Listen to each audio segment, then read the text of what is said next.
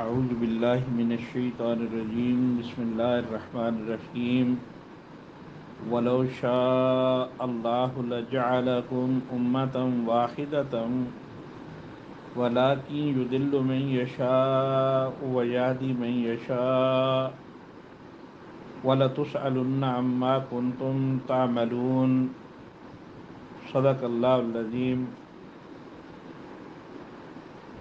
یہ سورۃ النحل کی آیت مبارکہ نمبر 93 ہے۔ اس میں یہ بات ارشاد فرمائی جا رہی ہے کہ ولو شاء اللہ، اور اگر اللہ چاہتا، لجعلکم، تو بنا دیتا تمہیں، امۃ واحدہ، امت واحدہ، ایک امت بنا دیتا۔ اور اگر اللہ چاہتا تو تم سب کو ایک امت یا ایک جماعت بنا دیتا۔ وَلَٰكِن يُضِلُّ مَن يَشَاءُ، اور لیکن یضل، گمراہ کرتا ہے، من یشاء، جس سے چاہتا ہے، وَیَہْدِی، اور ہدایت دیتا ہے، من یشاء، جس سے چاہتا ہے۔ لیکن وہ جسے چاہتا ہے گمراہ کرتا ہے، اور جسے چاہتا ہے ہدایت دیتا ہے۔ وَلَتُسْأَلُنَّ عَمَّا كُنتُمْ تَعْمَلُونَ، اور جو عمل تم کرتے ہو ان کے بارے میں تم سے ضرور پوچھا جائے گا۔ وَلَوْ شَاءَ اللَّهُ لَجَعَلَكُمْ أُمَّةً وَاحِدَةً، نہیں، اللہ رب العزت یہ بھی کر سکتے تھے کہ پوری انسانیت کو ہدایت دے کے ایک امت بنا دیتے، ان میں کوئی تفریق نہ ہوتی، اور نہ ہی ایک امت کو معزول کر کے دوسری امت کو نوازنے کی ضرورت پیش آتی۔ لیکن رب العالمین نے یہ نہیں کیا۔ لوگوں کی آزمائش کے لیے اللہ رب العزت نے پے در پے اپنے رسول بھیجے، اور ان رسولوں نے رب العالمین کی اس دعوت کو لوگوں تک پہنچایا۔ اس دعوت کے ذریعے اللہ رب العزت نے لوگوں کی آزمائش کی، اور جو سلیم الفطرت لوگ تھے جنہوں نے ان رسولوں کی دعوت پہ لبیک کہا اور اللہ رب العزت کو اپنا الہ مانا، اللہ نے ان کو ہدایت سے نواز دیا۔ اور جن لوگوں نے اس ہدایت کو جھٹلایا اور اس سے دور ہونے کی کوشش کی اور اس کے رسولوں کے ساتھ دشمنی پہ اڑ گئے، اللہ رب العزت نے انہیں ہدایت سے محروم کر دیا۔ وَلَتُسْأَلُنَّ عَمَّا كُنتُمْ تَعْمَلُونَ، وَلَتُسْأَلُنَّ، اور تم سے پوچھا جائے گا، عَمَّا كُنتُمْ تَعْمَلُونَ، جو تم عمل کرتے ہو۔ اس دنیا میں جو عمل تم کر کے آؤ گے، اس عمل کے بارے میں آخرت میں تم سے ضرور سوال ہوگا۔ یہ تمہارے لیے ایک بہت بڑا امتحان اور آزمائش ہے۔ تم سے یہ پوچھا جائے گا کہ نبی آخر الزماں واضح نشانیوں کے ساتھ اے لوگوں تمہارے پاس آئے تھے، ان کے پاس آخری کتاب بھی تھی اور محفوظ کتاب تھی، کیا تم نے ان کو جھٹلایا یا ان کی تصدیق کی؟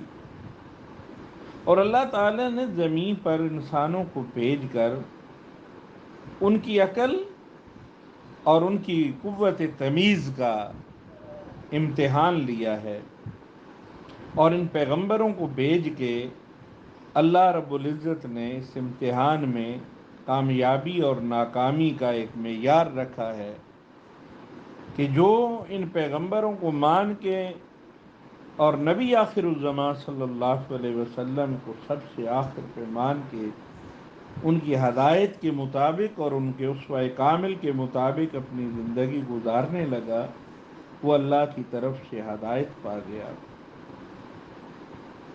کل یہ نامہ اعمال اللہ کی حضور پیش ہوگا، اور اللہ کی حضور تم سے اس بارے میں سوال بھی کیا جائے گا۔ وَلَا تَتَّخِذُوا أَيْمَانَكُمْ دَخَلًا بَيْنَكُمْ فَتَزِلَّ قَدَمٌ بَعْدَ ثُبُوتِهَا وَتَذُوقُوا السُّوءَ بِمَا صَدَدتُّمْ عَنْ سَبِيلِ اللَّهِ وَلَكُمْ عَذَابٌ عَظِيمٌ۔ اگلی آیت میں یہ بات ارشاد فرمائی کہ وَلَا تَتَّخِذُوا أَيْمَانَكُمْ، وَلَا تَتَّخِذُوا أَيْمَانَكُمْ، تم اپنی قسموں کو آپس میں دھوکہ دینے کا ذریعہ نہ بناؤ، کہ تم قسم کھا کے ایک دوسرے کو دھوکہ دے لو۔ فَتَزِلَّ قَدَمٌ بَعْدَ ثُبُوتِهَا، کہ لوگوں کے قدم جم چکنے کے بعد، ثابت قدم ہو جانے کے بعد وہ پھر متزلزل ہو جائیں، کہ قسم کے ذریعے ایک فوج اگر قدم جما چکی تھی تو تم انہیں جھوٹی قسم کے ذریعے روک کے پھر ان پہ چڑھ دوڑو اور ان پہ حملہ کر دو۔ اس انداز سے عہد شکنی کر کے ایک دوسرے کو دھوکہ نہ دو۔ پھر وہی بدعہدی والی ممانعت کو دہرایا کہ قسمیں کھا کے اگر تم ایک عہد کر چکے ہو تو اس عہد کو پورا کرو، اور اس عہد میں سنجیدگی کا مظاہرہ کرو۔ یہ نہیں کہ تمہاری نیت کے اندر یہ بات تھی کہ اب یہ لوگ ہم پہ غالب آ رہے ہیں، ہم قسم کے ذریعے انہیں ٹال لیتے ہیں ایک بار اور پھر ان پہ حملہ کر دیں گے۔ ایسے مت کرو۔ وَتَذُوقُوا السُّوءَ بِمَا صَدَدتُّمْ عَنْ سَبِيلِ اللَّهِ وَتَذُوقُوا السُّوءَ، اور تم کو ضرور چکھنا پڑے گا، وَتَذُوقُوا، اور تمہیں چکھنا پڑے گا، السُّوءَ، وہ عذاب، بِمَا صَدَدتُّمْ، جو تم نے روکا، عن سبیل اللہ، اللہ کے راستے سے، اور تمہیں وہ عذاب ضرور چکھنا پڑے گا جس کے ذریعے تم نے لوگوں کو اللہ کے راستے سے روکا۔ یعنی اس طرح بدعہدی سے دوسرے لوگوں کا اعتماد بدعہدی کرنے والوں سے اٹھ جاتا ہے، اور یہ جب بات پھیلتی ہے تو بات پھیل کے ایک بدعہد قوم کے وقار کو خراب کرتی ہے۔ تو یہ بات اہل ایمان سے کہی جا رہی ہے کہ اگر تم نے اپنے کرتوتوں کی وجہ سے دوسرے لوگوں کو اس دین اسلام سے متنفر کیا، کہ آپ کے کردار کو دیکھ کے، آپ کے اعمال اور افعال کو دیکھ کے، آپ کا اس قسم کا رویہ دیکھ کے کہ تم اہل ایمان ہو اور پھر معاہدات کو توڑتے ہو، دھوکہ دیتے ہو، فریب کرتے ہو، اور اوچھی چالیں چل کے دوسری قوم کو تم نے شکست دے لی ہے، تو اس طرح تمہاری فضا لوگوں کے اندر خراب ہو جائے گی، اور اس طرح فضا خراب کرنے کا جو نتیجہ ہے وہ ہے لوگوں کا دل برداشتہ ہو کے اسلام قبول نہ کرنا۔ اور اگر تم نے اپنی بدکرداریوں کے ان خس و خاشاک سے اسلام کے چشمہ شیریں کو اور اس کے پانی کو تم نے گدلا کر دیا، جس سے تشنہ لب قوموں نے اپنی پیاس بجھانی تھی، اور ان کی ایمان کی سیرابی کا اس نے باعث بننا تھا، تم نے اپنے چھوٹے سے مفاد کے لیے بدعہدیاں کر کے اور دین اسلام کے اندر ملاوٹیں کر کے اور اس کی شکل کو تبدیل کر کے اور ان اعلیٰ اخلاقیات اور اعلیٰ اخلاقی قدروں کو چھوڑ کے جو پیچھے بیان کی گئی ہیں، امانت کی ہے، صداقت کی ہے، ایفائے عہد کی ہے، دیانت کی ہے، وعدہ نبھانے کی ہے، معاہدات پہ عمل کرنے کی ہے، اگر یہ ساری باتیں اور سارے اسلامی شاعر اور اسلامی اخلاقی اقدار جو انتہائی اعلیٰ تھیں، اگر تم نے اس چشمہ کو گدلا اور مقدر کر دیا اپنے مفادات اور اپنے گناہوں سے اور اپنی بدعہدیوں سے اور اپنے فریب سے، اس کا مطلب ہے کہ تم نے لوگوں کو اسلام کی طرف راغب کرنے کی بجائے، اس چشمے کی طرف راغب کرنے کی بجائے تم نے اس کے پانی سے انہیں متنفر کیا اور دور کیا۔ وَتَذُوقُوا السُّوءَ بِمَا صَدَدتُّم عَن سَبِيلِ اللَّهِ، تمہیں پھر ضرور عذاب چکھنا پڑے گا کہ تم نے لوگوں کو اللہ کے راستے سے دور کیا۔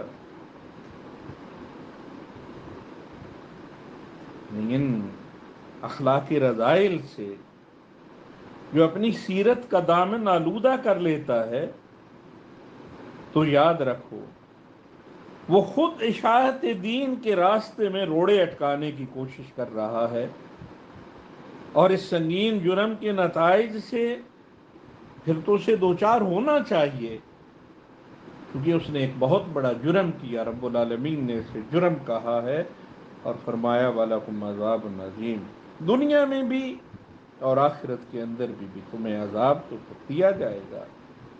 وَلَا تَشْتَرُوا بِعَهْدِ اللَّهِ ثَمَنًا قَلِيلًا، لا تشترو، تم نہ لو، سودا نہ کرو، بعہد اللہ، اللہ کی عہد کے بدلے میں، ثمنًا قلیلا، قلیل قیمت، قلیل مول تم نہ لو۔ انما عند اللہ هو خیر لکم ان کنتم تعلمون، انما بے شک جو عند اللہ، اللہ کے ہاں، ہوا خیر، وہی بہتر ہے، لکم تمہارے لیے، ان کنتم تعلمون، اگر تم جانتے ہو۔ یعنی آپس میں قول توڑنے کا ذکر پہلے کیا جا رہا تھا، اور پھر اس قول توڑنے کی برائیاں اور اس کے اثرات بیان کیے۔ یہاں یہ ارشاد فرمایا کہ وَلَا تَشْتَرُوا بِعَهْدِ اللَّهِ ثَمَنًا قَلِيلًا، اللہ کے ساتھ جو کیا گیا وعدہ ہے، شرع اور بے شرع، شرع کہتے تھے آپس میں چیزوں کا تبادلہ کرنا، کیونکہ پہلے ان نوٹوں سے پہلے، کاغذی نوٹوں سے پہلے لوگ جنس کا آپس میں تبادلہ کر لیا کرتے، ایک جنس دے کے دوسری جنس حاصل کر لیتا، تو شرع کا لفظ استعمال کیا۔ اس میں دونوں برابر کے شریک ہوتے ہیں، ایک ثمن قیمت ادا کر رہا ہوتا ہے اور دوسرا مبیع خریدنے والی چیز کو ترجیح دے رہا ہوتا ہے جو دوسری چیز ہوتی ہے،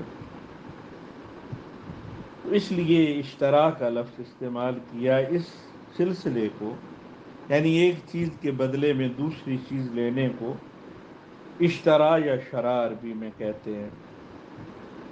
آیت کریمہ میں یہی بات ارشاد فرمائی جا رہی ہے کہ تم اللہ تعالیٰ کے عہد کو ثمن قلیل کے بدلے میں مت بیچو۔ مراد یہ ہے کہ تم اللہ تعالیٰ کے ساتھ دین کی پابندی کا جو عہد کر چکے ہو اور جس کی تفصیلات کتاب اللہ میں موجود ہیں، یہی در حقیقت تمہاری زندگی ہے۔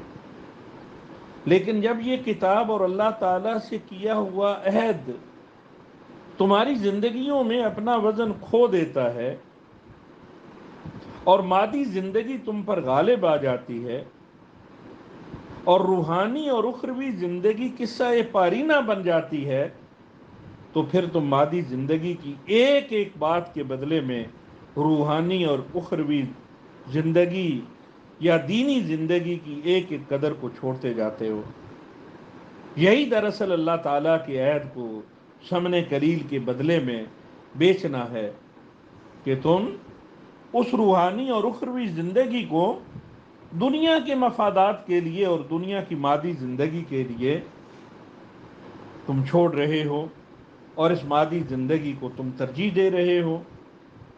یہ جتنی بھی نعمت تمہیں مل جائے، یہ ثمن قلیل ہے، یہ تھوڑی قیمت ہے، کیونکہ دنیا اور آخرت کا تو مقابلہ ہی نہیں کیا جا سکتا۔ ایک ہمیشہ کے لیے رہنے والی ہے اور باقی ہے، اور دوسری فانی چیز ہے۔ یہ دنیا فانی ہے اور آخرت ہمیشہ باقی رہے گی۔ اس دنیا کی عمر چند سال ہے، جبکہ آخرت لازوال ہے۔ اس دنیا کی نعمتیں یہ زوال پذیر ہونے والی ہیں، جبکہ آخرت کی ساری نعمتیں بے مثال اور دائمی ہیں۔ تو جو شخص دنیا کو دین پر ترجیح دیتا ہے، وہ دراصل بے شمار خزانوں کے بدلے میں چند دمڑیاں وصول کر کے اس پہ راضی ہوا بیٹھا ہے اور اس پہ ریجھ گیا ہے۔ رب العالمین نے فرمایا کہ اس بات سے تم باز آ جاؤ، انما عند اللہ هو خیر لکم ان کنتم تعلمون۔ اللہ کے پاس جو خزانے ہیں، اللہ کے پاس جو مفادات ہیں، وہ تمہارے لیے بہت بڑھ کے ہیں، اور ان حقیر مفادات کے مقابلے میں اللہ تعالیٰ کی وہ ہدایت اور اللہ تعالیٰ کی وہ نعمتیں جو تمہیں اس کے بدلے میں ملنے والی ہیں، اور آخرت کی جو کامیابی تمہیں دائمی کامیابی اور دائمی نعمتیں ملنے والی ہیں، وہ اس دنیا کی زندگی کے مقابلے میں کہیں زیادہ ہے، اور تم لوگ ان سے چمٹ کے بیٹھ گئے ہو۔ وَمَا عِندَكُمْ يَنْفُدُ وَمَا عِندَ اللَّهِ بَاقٍ۔ ما عندکم، جو تمہارے پاس ہے، یہ ینفد، یہ ختم ہو جاتا ہے۔ وما عند اللہ باق، اور جو اللہ کے پاس ہے وہ ہمیشہ باقی رہے گا، وہ دائمی نعمتیں ہوں گی۔ وَلَنَجْزِيَنَّ الَّذِينَ صَبَرُوا أَجْرَهُمْ بِأَحْسَنِ مَا كَانُوا يَعْمَلُونَ۔ اور جن لوگوں نے صبر سے کام لیا، ہم ان کے لیے بہترین کاموں کے مطابق ان کے اجر ضرور عطا کریں گے۔ وَلَنَجْزِيَنَّ الَّذِينَ صَبَرُوا أَجْرَهُمْ بِأَحْسَنِ مَا كَانُوا يَعْمَلُونَ۔ جو احسن کام انہوں نے کیے، ان کا انہیں ضرور اجر دیا جائے گا۔ عند اللہ باق، یہ صرف اللہ کی نعمتیں ہیں جو اللہ کے نزدیک ہمیشہ باقی رہیں گی۔ اور وما عندکم ینفد، یہ جو تمہارے پاس ہے یہ تو ختم ہونے والا ہے، اس کی ساری حقیقتیں ختم ہو جائیں گی۔ یوں ہی تمہاری آنکھ بند ہوگی، تمہاری آنکھ بند ہوتے ہی یہ ساری نعمتیں تم سے چھن جائیں گی۔ جس کے پاس بھی دنیا کی اعلیٰ درجے کی نعمتیں ہوں، تو جس وقت وہ نعمتیں اس کے پاس ہوں گی، اس وقت بھی وہ بہت فکر اور پریشانی میں ہوگا کہ کہیں یہ مجھ سے چوری نہ ہو جائیں، کہیں مجھ سے کوئی یہ چھین نہ لے، کوئی عہدہ ہو، کوئی دولت ہو۔ ہر وقت انسان کو ایک کھٹکا لگا رہتا ہے۔ بہت بڑا فیکٹریوں کا مالک ہے، ایک وقت آتا ہے کنگال ہو جاتا ہے۔ بہت مالدار ہے، مال سارا ضائع ہو جاتا ہے۔ اچانک کوئی ایسی افتاد پڑتی ہے کہ ساری چیزیں بسم ہو کے رہ جاتی ہیں۔ لیکن اللہ رب العزت کی نعمتیں جو ہیں، وما عند اللہ باق، وہ ختم ہونے والی نہیں ہے، ان کا سلسلہ منقطع ہونے والا نہیں ہے، وہ ہمیشہ ہمیشہ کے لیے الاٹمنٹ ہو جائے گی اور اسے مل جائے گی۔ اور مومن کا ہر عمل باعث اجر و ثواب ہوتا ہے۔ وَلَنَجْزِيَنَّ الَّذِينَ صَبَرُوا، پہلے صبر کا ذکر فرمایا کہ اس کا نتیجہ کہ جائے کہ فوراً نہیں آتا، تمہیں صبر کرنا پڑتا ہے۔ أَجْرَهُمْ بِأَحْسَنِ مَا كَانُوا يَعْمَلُونَ۔ جو عمل بھی شریعت کے مطابق کیا جائے، چاہے وہ چھوٹا ہو یا بڑا ہو، اگر تم نے رسول اللہ صلی اللہ علیہ وسلم کی پیروی کرتے ہوئے وہ عمل کیا ہے تو وہ عمل مستحسن عمل ہے، اس عمل کا ثواب تمہیں ضرور ملے گا۔ یہ جائے کہ تم اپنی ضرورت پوری کرنے کے لیے کھا پی رہے ہو، سو جاگ رہے ہو، اٹھ بیٹھ رہے ہو، باتیں کر رہے ہو، معاملات کر رہے ہو، دنیا کی ساری چیزیں تم کرتے پھرتے ہو، لیکن اگر یہ سارے کام تمہارے رسول اللہ صلی اللہ علیہ وسلم کی سنت کے مطابق ہے اور تمہاری نیت یہ کام کرنے کی دین کی سربلندی کی ہے، تو اللہ رب العزت تمہیں اس میں ضرور اجر دیں گے۔ من عمل صالحا من ذکر او انثی، جو بھی عمل صالح کیا جائے، من ذکر وہ مرد کرے او انثی یا عورت کرے، وہو مومن وہ ہو ایمان والا، فَلَنُحْيِيَنَّهُ حَيَاتًا طَيِّبَةً تو ہم اسے ضرور دیں گے حیاتاً طیبہ پاکیزہ زندگی۔ اس آیت میں یہ بات ارشاد فرمائی جا رہی ہے کہ جو بھی عمل صالح کرے وہ مومنن، بتا وہ ایمان والا ہو۔ ایمان شرط ہے عمل صالح کے لیے، عمل صالح کا ثواب اہل ایمان کو ملتا ہے۔ فَلَنُحْيِيَنَّهُ حَيَاتًا طَيِّبَةً اسے حیات طیبہ دی جاتی ہے، اور اس حیات طیبہ میں دونوں گروہ شامل ہوتے ہیں، اور اہل ایمان کے لیے وَلَنَجْزِيَنَّهُمْ أَجْرَهُمْ بِأَحْسَنِ مَا كَانُوا يَعْمَلُونَ، آخرت میں تو اہل ایمان کا مرتبہ ہی پھر بلند ہوگا۔ آیت کے پہلے حصے میں مسلم اور کافر دونوں گروہوں کے ان تمام کم نظر اور بے صبر لوگوں کی غلط فہمی دور کی گئی ہے جو یہ سمجھتے ہیں کہ سچائی اور دیانت اور پرہیزگاری کی روش اختیار کرنے سے آدمی کی آخرت چاہے بن جاتی ہو مگر اس کی دنیا ضرور بگڑ جاتی ہے۔ اللہ تعالیٰ ان کے جواب میں فرماتا ہے کہ تمہارا یہ خیال غلط ہے، اس صحیح رویہ سے ماذ آخرتی نہیں بنتی، دنیا بھی بنتی ہے۔ جو لوگ حقیقت میں ایماندار اور پاک باز اور معاملہ کے کھرے ہوتے ہیں ان کی دنیوی زندگی بھی ایمان اور بدعمل لوگوں کے مقابلے میں صریحاً بہتر رہتی ہے۔